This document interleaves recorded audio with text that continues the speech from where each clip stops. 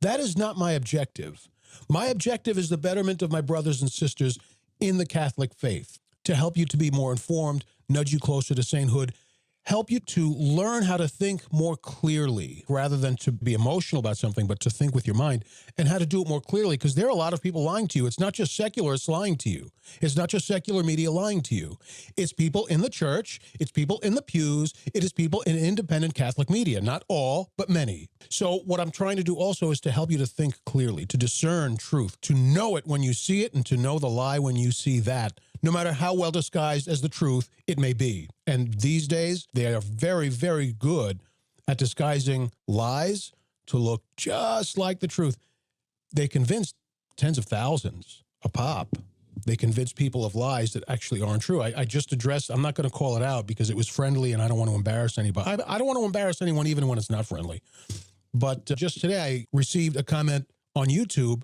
One of the things that they mentioned was the church's change of the teaching on the death penalty. I'm not going to get into this right now, folks, but I'm going to say it again. I've covered this to death in articles and podcasts, plural, in the past. Not going to get into it now all over again. But the bottom line is this.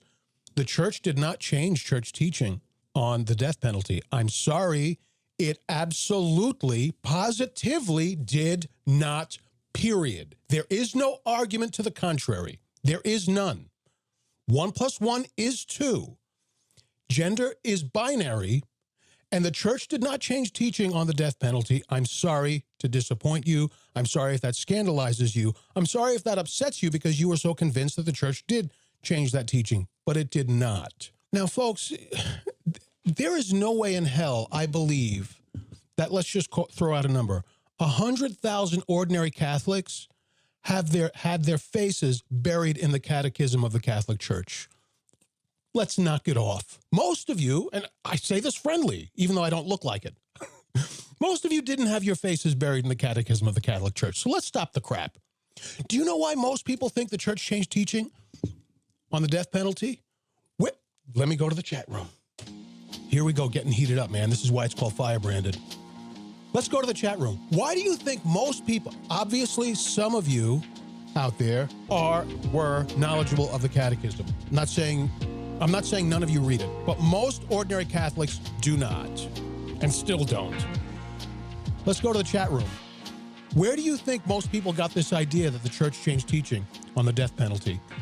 Trad Wolverine on YouTube says, social media? Yeah, but you have to have it to share it, right? You can't share it on social media if you don't possess it first. Where do you think it came from? For most people, I'm not saying all. It was, okay, so someone is saying, I'm a new Catholic, but was it Pope Francis? It was not Pope Francis. Okay, let me just chime in here as that music comes to a close. And folks, I want to say this very respectfully, okay? First of all, I'm a very passionate, fiery person. So when I'm excited about something, I raise my voice, I get animated. Please don't mistake that for hostility. Most average Catholics do not have their faces buried in the Catechism. But many, very many Catholics were saying the Pope changed teaching on the death penalty.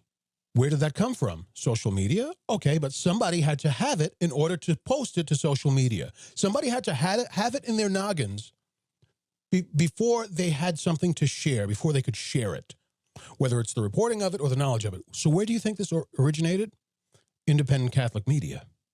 Independent Catholic media had hundreds of thousands, possibly more people, Catholics, believing that Pope Francis changed teaching on the death penalty. Independent Catholic media did that. And their satellite agents, people who don't do blogging, but they're very popular and famous on social media, okay? They're proxies, the proxies of independent Catholic media and low-level bloggers and so on. That's who told you that the church changed, that the Pope changed teaching on the death penalty. It is not true. And I hate to have made this about the death penalty. It really isn't. It's just the example, okay?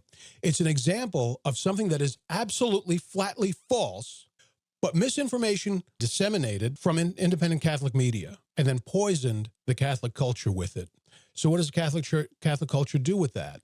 What it receives is the Pope changed teaching. Oh, the Pope broke sacred tradition. What do you do with that? The Pope is untrustworthy. This might be a false church. We have a problem. Let's take cover in the SSPX. Let's take cover in the traditional Latin Mass. Let's take cover in Sedevacantism, because that probably is the real church. How many people took that and went to Sedevacantism with it? Probably not many, but definitely not zero. How many took cover in the SSPX? How many took cover in the traditional Latin Mass communities? It's not an attack of the Mass, in case you don't know me. I'm not anti-TLM. Many took cover. Or if they were already there, they just deepened their cover. What prompted that movement? I'm not going to go all philosophical on you and talk to you about the gravity of promptings and movements, but what prompted that movement? Independent Catholic media and their proxies in social media. So part of what I do here is to help you to think better, to think clean, because the truth is often masquerading. Lies are often masquerading as the truth. Not on my watch, my friends, because I'm an idiot at pretty much everything I'm passionate about, but not when it comes to the truth.